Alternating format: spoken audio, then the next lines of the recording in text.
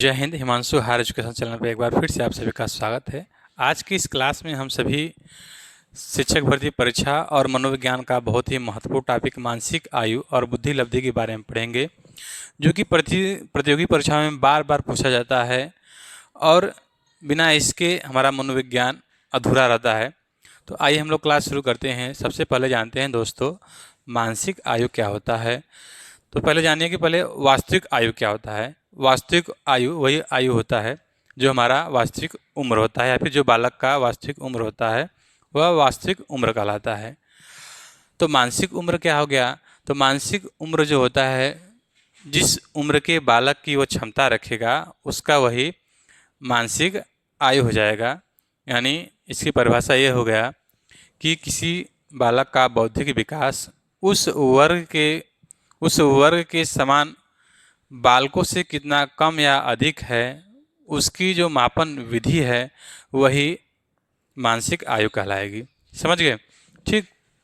यानी जो उसकी क्षमता होगी वह मानसिक आयु होगा। और मानसिक आयु ज्ञात करने का जो सूत्र है बुद्धि लब्धि से हम ज्ञात करते हैं। और यह बुद्धि लब्धि यानी आईक्यू का जो सूत्र दिया गया वह टर्मन महोदय के द्वारा दिया गया। क्या था?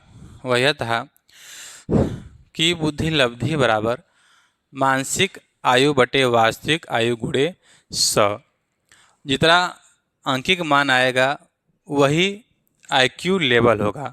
और आईक्यू लेवल का जो सारणी है, जो विवरण है, इस प्रकार से है।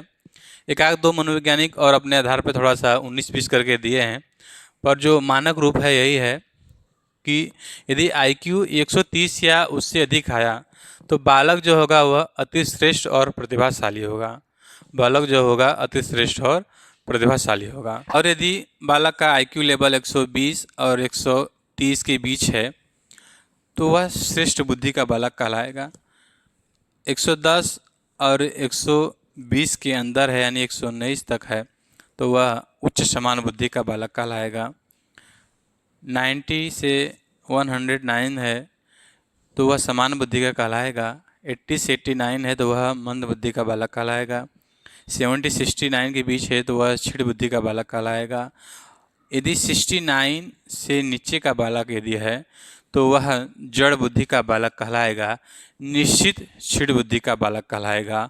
और भी नीचे जाएंगे यहीं से, जिसको हम बोलते हैं एकदम जड़ बुद्धि या फिर न के बराबर बुद्धि, हालांकि हर बालकों में होती है तो हम न नहीं कहेंगे, जिनको हम पागल वगैरह कहते हैं, उस तरह के जो व्यक्ति होंगे इसके नीचे होंगे। ठीक। थोड़ा सा और जानते हैं कि जो बुद्धि शब्द का प्रयोग सबसे पहले किन्होंने किया। तो बुद्धि जो शब्द का प्रयोग 1916 में साइमन बिने, एक मनोवैज्ञानिक थे, उन्होंने किया। और बुद्धि की परिभाषा भी दिए। बुद्धि की परिभाषा बहुत सारे मनोवैज्ञानिकों ने दिया, पर जो स्पष्ट और संतोषजनक परिभाषा साइमन बिने ने दिया था कि बुद्धि वह है जो हम मापते हैं। पर जो सूत्र दिया वह टर्मन महोदय ने दिया। क्या दिया कि बुद्धि लब्धि बराबर मानसिक आयु बटे वास्तविक आयु गुणे 100।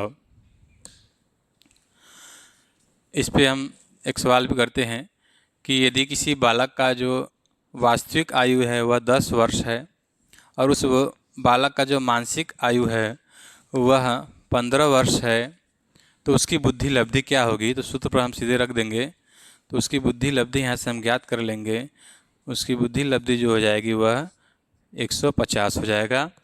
और यह किस श्रेणी में आएगा? तो यह प्रतिभाशाली, यानी 150 आ गया, यानी 130 के ऊपर, यानी वह प्रतिभाशाली बालक होगा।